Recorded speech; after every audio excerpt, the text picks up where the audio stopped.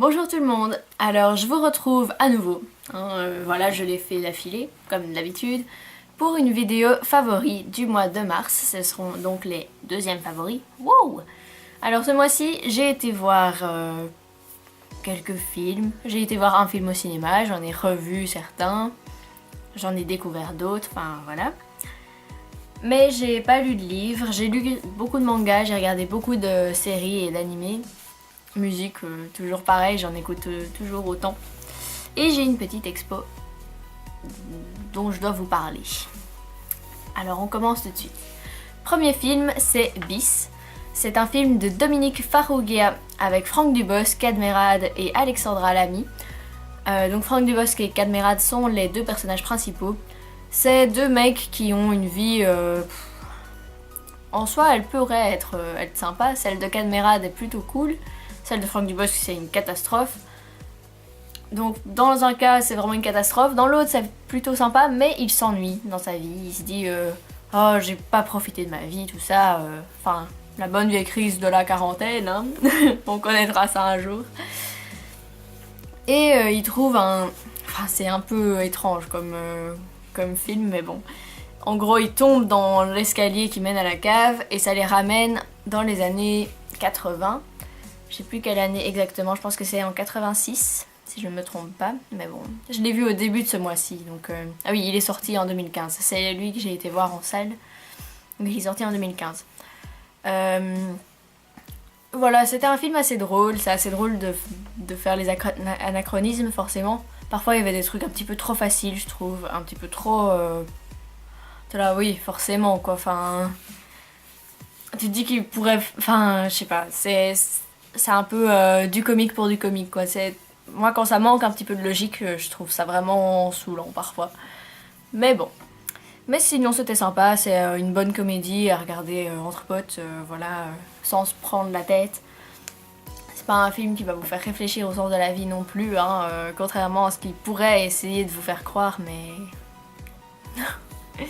Mais c'était sympa, voilà, je regrette pas d'être allée le voir, c'était encore sympa comme truc. Voilà, j'ai pas grand chose à dire, à part donc certaines blagues qui étaient un petit peu... C'était là, bon bah oui, effectivement, oui, forcément. Mais sinon, ça allait, c'était sympa. Donc voilà, je vais arrêter de dire que c'était sympa et je vais tout de suite passer au deuxième, hein, parce que bon... Alors, deuxième film, c'était Collège Rockstar, sorti en 2009 par Todd Graff, avec les acteurs Ali Michalka, Gaëlan Connell et Vanessa Hudgens, la seule que je connais. C'est un film qui tourne tout autour de la musique. C'est un garçon qui entre dans un nouveau lycée au New Jersey, je crois. Je sais plus exactement quel état, mais il change d'état en fait. Et voilà, il entre dans ce nouveau lycée où personne ne connaît son histoire, qui a l'air... Enfin, son histoire, ça plane autour, comme ça, c'est oui, le passé, le passé, le passé. Puis d'un coup, on le découvre et c'est... C'est vachement triste, en tout cas, d'ailleurs, cette histoire-là.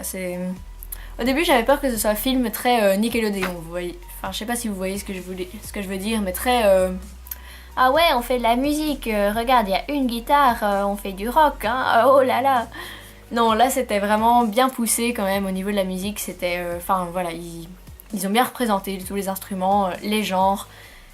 Parce que le personnage principal est passionné de musique et il connaît les genres mais à fond, il connaît la musicalité et le solfège, tout ça, il connaît par cœur quoi. Donc c'était vraiment super intéressant de voir ça.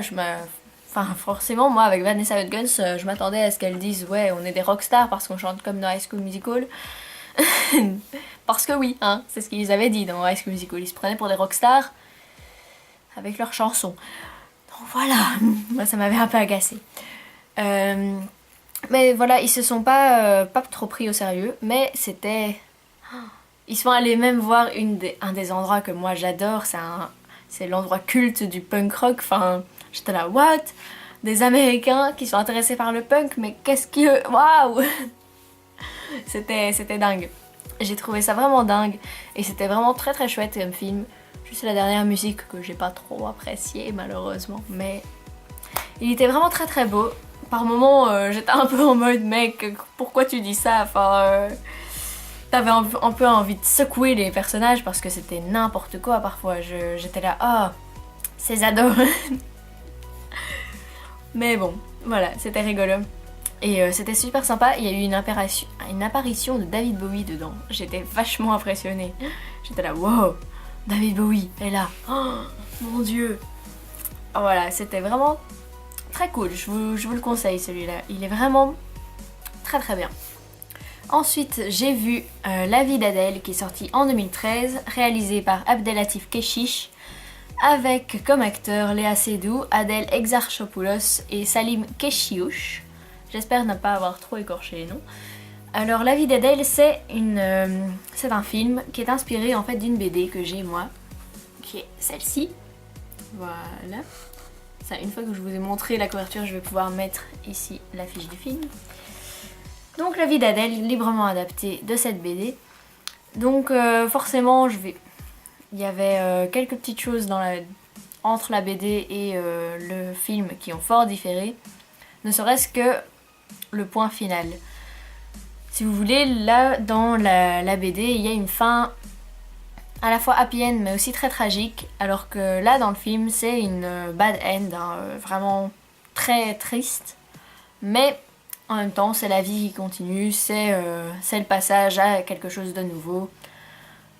Donc voilà, quelle fin est la meilleure, je ne sais pas. Personnellement j'ai préféré celle de la BD qui était ma foi un peu plus romantique, mais pas de souci avec ça de toute façon, hein. Sinon j'ai beaucoup aimé le film. Ça parle donc d'une jeune fille qui s'appelle Adèle.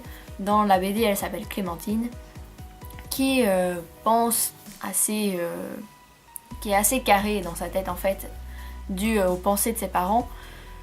Et donc pour elle la vie c'est travailler, finir ses études, avoir un boulot, sortir avec un garçon, se marier avec, avoir 2 beaux garçons et une jolie fille. Et c'est bon.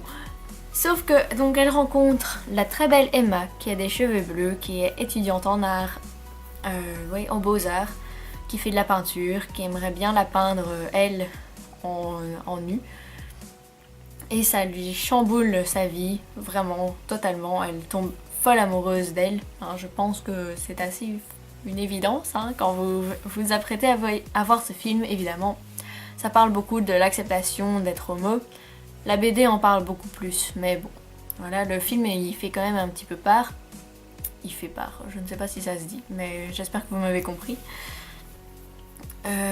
Et voilà, c'est aussi la découverte de soi-même, sa sexualité qui peut être très libre ou très fermée, peu importe. Ça montre, selon moi aussi un petit peu que ce n'est pas parce que vous êtes gay que vous êtes libre sexuellement. Vraiment pas. Je trouve en tout cas que ça montre bien à quel point cette fille qui est... Enfin, soit. Je vais pas parler trop parce que sinon je vais un peu vous spoiler. Mais bon, en définitive c'est vraiment un très très beau film. Donc assez triste sur la fin, mais avec une note quand même que voilà, c'est juste la fin de quelque chose et qu'après elle va vivre une autre histoire et que ce sera tout aussi beau. Enfin voilà. Je vous le recommande, surtout si vous vous posez beaucoup de questions par rapport au rapport lesbien, tout ça. Parce que ouais, c'est normal de se poser des questions. Donc, moi je vous le conseille, je l'ai trouvé vraiment très très beau, très inspirant. Et j'espère qu'il vous plaira. Ensuite, comme dernier film, j'ai revu Amadeus, sorti originellement en 1984, avec 40 récompenses je pense à sa sortie. Et il a été ressorti en 2002 avec 20 minutes de plus ajoutées par le réalisateur, je crois. Je ne sais plus, mais en tout cas rallongé de 20 minutes. Le réalisateur est Milos Forman et dans les rôles principaux nous avons Tom Hulce, Frank Murray Abraham et Elizabeth Berridge. Voilà. Alors Amadeus, de quoi ça parle? Ça parle de Wolfgang Amadeus Mozart. On va pas dire que c'est l'histoire de sa vie, c'est plus l'histoire de sa relation avec Salieri. Ce n'est pas évidemment tout à fait vrai historiquement parlant, mais ça a été fort inspiré d'une pièce de théâtre à propos de Mozart et de Salieri, qui étaient donc tous les deux des compositeurs plus ou moins de talent, plus ou moins reconnus, mais il y avait cette jalousie, donc d'après cette pièce de théâtre, de la part de Salieri envers Mozart. Mozart qui était l'enfant prodige, qui depuis ses 5 ans jouait comme un dieu, alors que Salieri avait dû travailler d'arrache-pied pour arriver à un niveau correct et pouvoir se présenter devant l'empereur d'Autriche, etc., etc. Et en fait, c'est Salieri qui raconte depuis sa cellule dans un asile à un prêtre comment il a tué Mozart. Et dans ce film, on se rend compte que Mozart, même s'il faisait de la musique classique, bon, je fais classique avec avec des guillemets, parce que c'est un peu compliqué la musique classique. Moi j'ai du mal à comprendre, mais voilà, pour si jamais il y a des connaisseurs, je n'ai rien dit, ce n'est pas grave, oubliez-moi.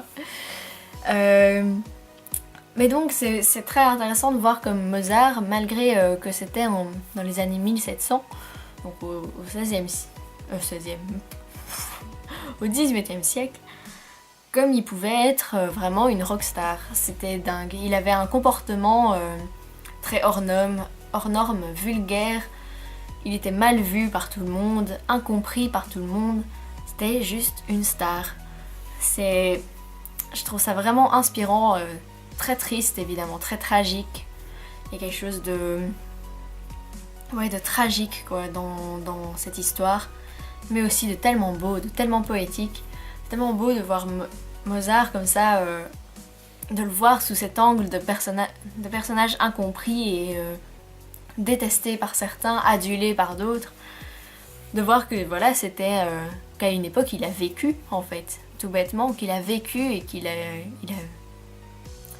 eu des histoires d'amour et des histoires avec son père et enfin des trucs. Franchement, regardez ce film, il est vraiment magnifique et ça permet de vraiment voir la vie de Mozart. C'est vraiment juste incroyable et peut-être que ça vous ouvrira à ce genre de musique aussi. Personnellement, avant, je n'écoutais pas grand chose dans ce style-là, par un petit peu Like des Signes, tout ça, mais pas grand chose. Et là, j'ai vraiment envie d'écouter du Mozart, quoi. Donc voilà, je vous le conseille, ne serait-ce que pour l'histoire, elle est vraiment belle, donc n'hésitez pas à le regarder. Moi, il m'a vraiment beaucoup plu. Voilà, c'est enfin fini pour les films, ça m'aura pris du temps. Parce que j'ai fait plusieurs coupes, n'allez pas croire que... Enfin voilà. Maintenant, je vais pouvoir vous passer au manga. Alors, les mangas, en fait, je suis allée... Enfin oui, je vous en parlerai un petit peu plus tard, mais je suis allée à une convention de manga. Et donc j'ai pu en acheter quelques-uns à des prix très très modestes. C'était 2 € pour un manga. Donc j'en ai acheté que 2 parce que je n'avais que 4 € sur moi. Voilà. Le premier, c'est Clannad. Alors Clannad, je vais vous le montrer d'un peu plus près. Voilà. Clannad, c'est à la base un visual novel qui est sorti en 2004 par les maisons d'édition, par les programmeurs Kei. Ça s'appelle Kei, ouais, le truc japonais qui a programmé ça. Donc c'est un visual novel. Oh, je suis désolée, je suis totalement à côté de mes pompes moi aujourd'hui. À la base, c'est un jeu qu'on appelle de drague. Donc vous êtes le personnage masculin principal. Et en fonction des dialogues, de ce que vous répondez avec tous les protagonistes, en fonction de comment vous réagissez à certaines actions, il y a une fin qui vous est destinée, en gros. Et du coup, il y a 5 filles avec qui vous pouvez sortir, et chaque fille a une bonne fin, une mauvaise fin, etc. Si vous ne connaissez pas le principe, si vous voulez, un jour je peux vous présenter un petit peu plus en détail ce principe-là de jeu vidéo. Mais bon, voilà, en gros, vous voyez un petit peu de quoi je parle. Et ça a été adapté en animé que j'ai regardé et que j'ai adoré. Il est vraiment magnifique, c'est un des plus beaux animés que j'ai jamais vu. Il est vraiment enfin oui, il n'y a pas d'autre mot que magnifique, splendide, superbe, je ne sais même pas... Enfin, il n'y a rien qui puisse vraiment le qualifier, il est vraiment juste parfait. Si vous aimez les animés, il faut vraiment que vous le regardiez. Et il a aussi donc été adapté en manga. Il a été dessiné par Juri Misaki. Il est sorti en 2005 et donc ça c'est le premier tome. Il y en a 7 je crois. Et donc c'est l'histoire de notre ami dont j'ai oublié le nom. J'oublie toujours le nom des héros moi. Donc bon. Tac tac tac. Bon c'est pas grave. Ah oui c'est oui. Donc c'est l'histoire de Okasaki, donc ce jeune garçon hein, avec les cheveux noirs, qui rencontre dans son lycée mais plein de gens. Il y a d'abord Nagisa, puis il y a plusieurs protagonistes. Et en fait je ne vais pas trop vous résumer l'histoire parce que juste elle est vraiment super belle. Mais voilà, j'ai toujours adoré cet animé et donc le trouver en manga ça me faisait extrêmement plaisir. Le manga est un petit peu moins... Bon les dessins sont beaux, enfin, les dessins sont bien faits. Le line est vraiment bien... Enfin voilà, c'est quand même réussi. Mais bon, ça ne... Sans les couleurs, sans tout le travail graphique qu'il y a derrière l'animé, c'est moins extraordinaire on va dire. Mais ça fait toujours plaisir de retrouver cette histoire-là. Elle est tellement belle que c'est vraiment pas dérangeant je trouve. Donc voilà. Et comme deuxième plus ou moins manga, j'ai découvert Yonen Buzz. Alors Yonen Buzz c'est déjà ceci que je vous le montre. C'est une bande dessinée c'est une bande dessinée oh j'arrive plus à parler. C'est une bande dessinée allemande dans le style manga, dessinée par Christina Plaka. Le scénario est d'elle aussi. Et ça parle, en fait c'est la suite d'un de ses premiers mangas, entre guillemets, qui s'appelait Plastic Shoe. C'est avec les mêmes personnages, sauf que Plastic Shoe se déroulait pendant leurs années lycée, alors que là c'est juste après, pendant leurs études. Et c'est quand ils essaient de passer leur groupe pro, tout ça. Et voilà, c'est vraiment une histoire chouette pour moi qui aime bien le rock et les histoires de groupe comme ça, j'ai toujours adoré. C'est très inspiré de Nirvana, enfin il y a beaucoup d'influences musicales dedans qui sont vraiment sympas, j'aime vraiment bien ça. Et voilà, les dessins ils sont corrects, mais je trouve que les personnages sont trop tous pareils, on va dire. Et c'est très... Enfin, regardez, hein. C'est très bruyant comme ça, comme illustration. Il y a beaucoup de détails partout, beaucoup de personnages qui parlent, beaucoup de bruit. C'est très... Ouais, c'est bruyant, quoi. Mais bon, à part ça, franchement, c'est vraiment un chouette manga. J'espère trouver la suite quelque part. Pour l'instant, je ne l'ai pas encore trouvé en Belgique. J'ai vu qu'il était sorti en France, mais en Belgique, j'ai pas trouvé. Mais c'est vraiment un bon manga. Je l'aime vraiment beaucoup. Donc si vous aussi vous aimez bien les histoires de musique, tout ça, n'hésitez pas à me dire si vous l'avez trouvé quelque part, si... Enfin voilà, où vous l'avez trouvé tout ça, parce que moi j'aimerais vraiment bien le retrouver. Alors ensuite, dans les autres on va dire, il y a deux animés dont je dois vous parler. Il y a tout d'abord School Days. Alors School Days c'est un dessin animé. C'est un animé qui est sorti entre 2005 et 2007. Ça parle d'un jeune garçon très indécis qui rencontre deux jolies filles. Il est amoureux d'une, mais l'autre l'aime aussi. C'est une histoire un petit peu, voilà. Et la fin, en fait, est très perturbante. Et on m'avait parlé de cette fin, on m'avait dit... Je ne veux pas t'en parler parce qu'elle est incroyablement perturbante. Mais s'il te plaît, si un jour tu regardes cet animé, vas-y jusqu'au bout pour voir cette fin. Et donc moi je l'ai regardé uniquement pour la fin et c'est vrai que elle est vraiment très très bizarre. Moi je l'ai pas spécialement trouvée psychologiquement intéressante parce que beaucoup de gens le trouvent psychologiquement intéressant. Même si, beaucoup de gens sont un peu... Il y a des pro School Days, des anti School Days en fait, si vous voulez. Donc dans les pros, il y a beaucoup de gens qui sont là. Oui, faut faire attention, c'est un animé qui est très fort dans le psychologique. Il faut pas être trop sensible, sinon ça peut être trop choquant, blablabla. Mais moi je suis plus avec les anti qui trouvent que c'est juste du what the fuck. Donc si vous aimez le what the fuck, ma foi, si vous avez le courage en tout cas de regarder ces 12 épisodes, allez-y, la fin est tellement... c'est tellement tiré par les cheveux, c'est tellement n'importe quoi que c'est encore rigolo à regarder. Mais bon, j'aimerais bien qu'ils me rendent un petit peu mes heures perdues devant ça. Et ensuite, comme deuxième animé, j'aimerais vous parler d'un animé qui a un nom très très long. Alors je vais le dire qu'une seule fois, après j'utiliserai son raccourci. Ore no imoto ga konani kawaii wake ga nai. Voilà. Normalement ce sera écrit sur l'image qui présente le truc. Mais moi je vais juste dire Ore no imoto. C'est bien. La traduction c'est ma petite sœur ne peut pas possiblement être aussi jolie.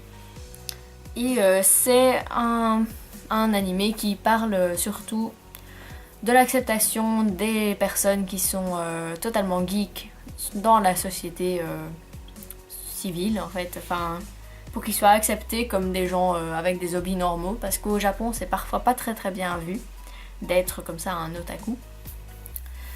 Mais aussi d'avoir des sentiments un petit peu particuliers envers son frère, comment les gérer. Et je trouvais ça vraiment juste très bien, c'était pas de l'inceste forcé, oui, parce que donc ça parle beaucoup d'inceste, hein. Mais c'était pas un inceste vicieux, c'était pas un inceste pervers, c'était vraiment juste... Voilà, ils étaient bloqués avec ces sentiments-là, et ils savaient pas comment faire pour vivre avec en fait. Et ça propose une solution parmi tant d'autres. Et j'ai trouvé vraiment cette solution très très jolie, c'était vraiment beau. Donc... si ça vous intéresse, allez regarder. Je sais bien qu'il y a des gens qui sont très fans d'inceste, donc pourquoi pas. Mais voilà, en tout cas c'était un très bel animé, très très bien dessiné, très bien fait, enfin voilà. Moi je l'ai vraiment adoré, je l'ai trouvé très très beau. Et puis ça ne parle pas que d'inceste non plus. C'est... il y a une histoire tout autour qui est quand même vraiment très drôle, parfois très, très mignonne, très... voilà, c'est vraiment très chouette à regarder. Donc, n'hésitez surtout pas. Voilà. Alors... ah non, pardon, je vous ai pas encore parlé. J'allais passer tout de suite aux musiques, moi, ça n'arrive pas. Et enfin, dans les derniers autres, il y a la Medinasia. Alors la Medinasia, c'est une convention qui a lieu sur 3 jours, qui se déroule en Belgique, et qui regroupe des youtubeurs, des stands de nourriture asiatique, des stands de vente de mangas, des gens qui proposent leurs créations, des bijoux artisanaux, des mangas, des dessins, des illustrations. Donc voilà, c'est une convention à laquelle je vais assez régulièrement. J'en ai fait une vidéo que j'ai mise sur Dailymotion si vous voulez aller la voir. Je vais voir si j'arrive à mettre le lien ici, là. Sinon ce sera mis dans la barre d'infos. Et voilà, je voulais juste vous prévenir en fait que j'étais allée là-bas. En soi, j'ai pas grand chose à vous dire à propos de ça. Parce que bon, voilà. Mais c'était sympathique. Et donc voilà, je suis allée à la Medinasia. C'était un peu dommage parce qu'il y avait vraiment beaucoup de monde. C'était vraiment très cher, la nourriture, tout ça. Donc ça m'a un petit peu gâché le truc, mais en soi, voilà, c'est la Medinasia, c'est toujours assez chouette quand même. Voilà, alors maintenant on va pouvoir passer à la dernière rubrique qui est la rubrique musique. N'oubliez pas d'ailleurs que je fais du playback sur la version des favoris sur Dailymotion. Ce sera aussi dans la barre d'infos normalement, ou alors ce sera ici.